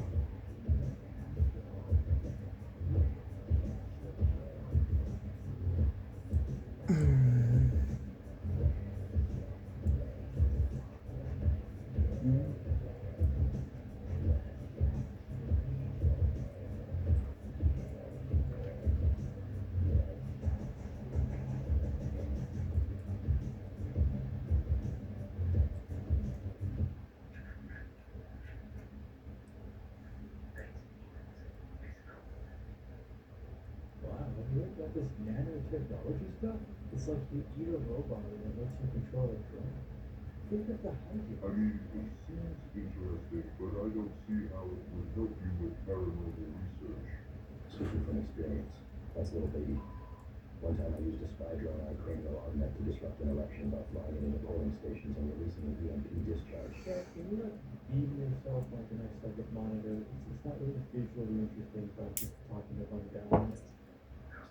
Yeah.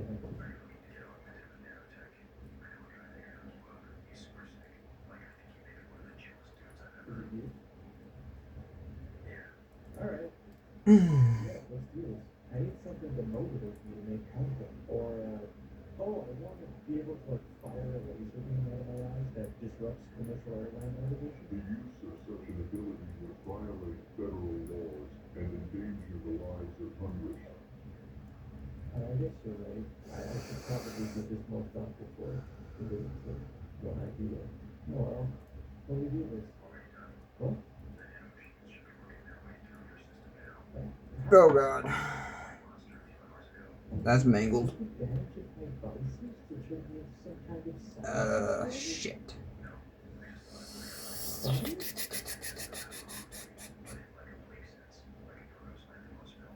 Alright, I didn't know you were starting to film head out before. Letterbox. Damn, you're a chatterbox. Will these nano sheets make you funny? Well, I hope they keep in soon. And that sucks you gave me some fuck nano roll. Oh my god.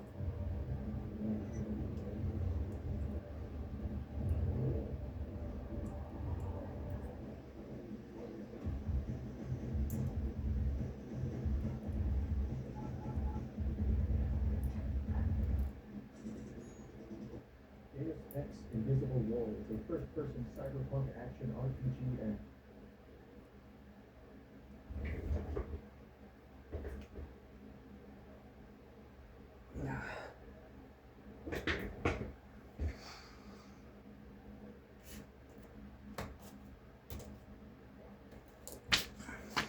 Those little fucking circles. Where did it go?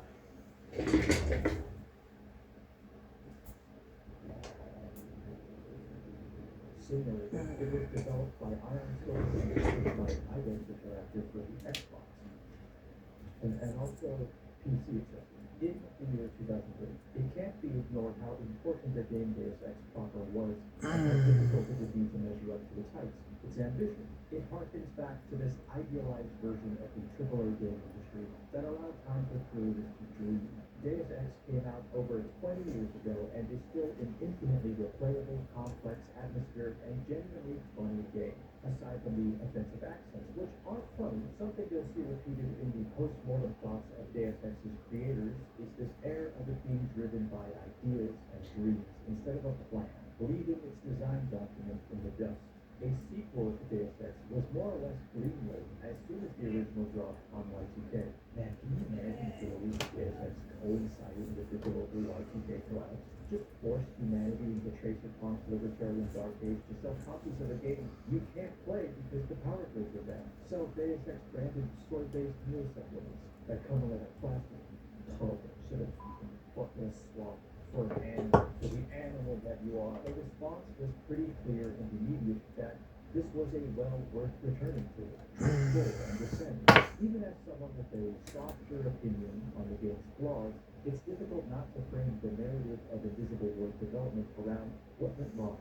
How was they responsible for one of the most uncompromising galaxy-brained games ever made, and then absolutely slip on a banana peel and fall down a flight of stairs as their shoes fell on? From what I can tell, there are a lot of reasons why that definitely happened, and a couple less convincing contrary theories I have suggesting that they didn't quite fall down the stairs as you think, or rather that maybe they did, but they looked really cool doing. Just as a perfect storm of fortunate events led to the once-in-a-lifetime creation of Deus Ex, some less than ideal inclement weather heralded the arrival of Invisible War, marked by a fickle, rapidly transforming game industry, an ego-driven office culture, self-doubt, and honestly, from the sounds of it, just peer pressure. The original game was the long-gestating brainchild of project director Warren Spector, and the brain coitus that led to the conception of its sequel seems to be heavily informed by the success of 2001's Grand Theft Auto 3. Rockstar's massive success with this title seemed to prove to Spector the viability of complex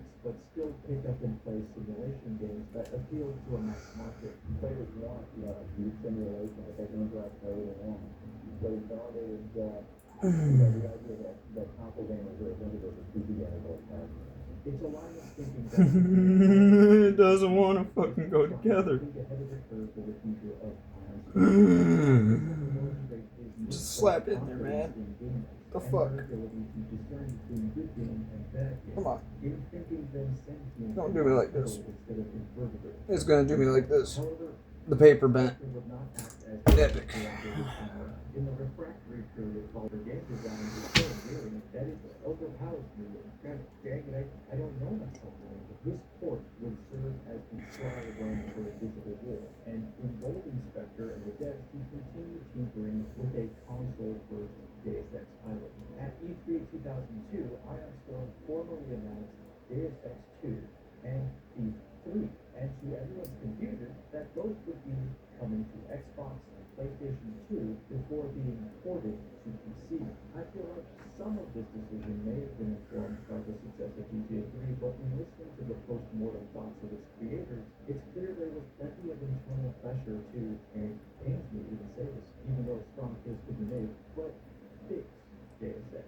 In the outside world, it seemed like Deus Ex was a success in every regard, critically, financially, spiritually, because like it was, but inside Iron Storm, it doesn't sound like that was the story. It doesn't sound like they ever really got to celebrate the win that Deus Ex was, because that was not how their peers viewed the game. We listened to a super hardcore friends who told us this is how it's Deus Ex, and we really felt sensitive about that. We really felt like we're not meeting the demands, and we're not meeting the standards of our very intelligent designer friends. You can absolutely read this in the press release to Invisible War. This near embarrassment with the franchise's first entry, an era getting it right this time. There's an interview with Holly Smith where he brings up this moment where he was watching the making of documentary about The Lord of the Rings, and they show a clip of the creators accepting a BAFTA, and he realized, hey, we got one of those things. Is it like a big deal? Do we make a good game. As someone who laser focuses on criticism and sees praise blur to their peripheral, I guess it makes sense that with such a meaningful creation, they simply want to remedy the perceived wrongs of Deus Ex. But there are certainly a few of these where they've clearly taken what I, a mere player, a consumer of a product, would describe as the wrong lesson. It doesn't instill confidence that you'd sell me the sequel to a game I like by putting down the game I like. After his worm-tongued co-workers had whispered in his ear for long enough, Warren Spector would come to describe Deus Ex as self-indulgent. So it's not as bad as the player getting out all the games they didn't appreciate. Our space is necessarily complex. The terminology is, a little too polysyllabic. This time around, a new polysyllabic order would enter the equation, but I went from board of run of a lot of Invisible War's criticism. The key is making the game play exactly that. This is an interview with Spector about Deus Ex 2, and aside from dropping the able, it's interesting hearing him double down on what he thinks a Deus Ex game should be. It should be about, I'm going to pre-pose it. Wouldn't it mean creative designers did something nice solved it? It should be about you in the game world, interacting with that game world the way you want, making a plan, executing it, and you get to be cool. Honestly, the design philosophies for Invisible War, at least on paper, sounded nearly identical to the last game, save for that singular objective, which is debatably the shovel that tells Invisible War its place in the franchise. Turning it into an Invisible game, the plan was simple. Take a franchise that was once borderless, leashed only by the limits of late 90s hardware, and draft its sequel around the alien and stifling confines of a newly released home console, while also greatly advancing its graphic requirements, while also refuse a bunch of main characters, the lead of which has never directed a game and is actively going through a divorce. Management wants you to take focus testing into account. Everybody says the last game sucked, so this one should be at least better than that one, and whatever game is doing all the shit is says most of it. I feel like we fucked up. A few devs that worked on the conspiracy would be brought into this mainline entry, and every step of Invisible War's development would be made considering the limitations of its console version, which was meant to be an Xbox exclusive. I'm assuming at some point after the PS2 version was announced, they simply looked at the game, then at the PS2, then at the game, then at the PS2, then the game for a beat longer. Then the PS2 for a final time as a bead of sweat made its way down your furrowed brow. It's hard to track down footage of Invisible War's beta outside the Moses potato camera footage of a show floor monitor, but even through all of those layers of interference, you can tell that this was the purest form the game lived with. The rough cut that didn't yet have time to make any compromise. Gotta be fucking kidding me. That way that only a game from the early 2000s could be, experiencing the fresh pleasures of bump mapping and dynamic shadows. It looks like an honest-to-goodness PC game. However, this is an illusion. The first starlight of a world that died long before we reach it. In my experience, if you game it long enough, you'll likely witness a phenomenon wherein a game comes out, it's well received, you play it, you also enjoy it, and it just kind of sits somewhere in your memory, associated with that momentary jolt of dopamine. For years even, and then something happens. You realize the narrative has changed. While you weren't looking, the world had decided that actually that game you liked is the worst game ever made, and you should actively hate it. This was an early example of such an event, even though you no longer live in a world where Invisible War is... Alright, I give up. This is impossible. This is fucking impossible.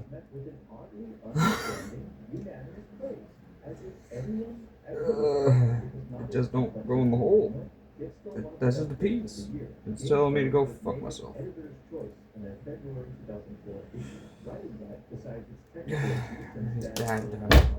God damn it all. Vastly better than 99.9% of the other games out there today.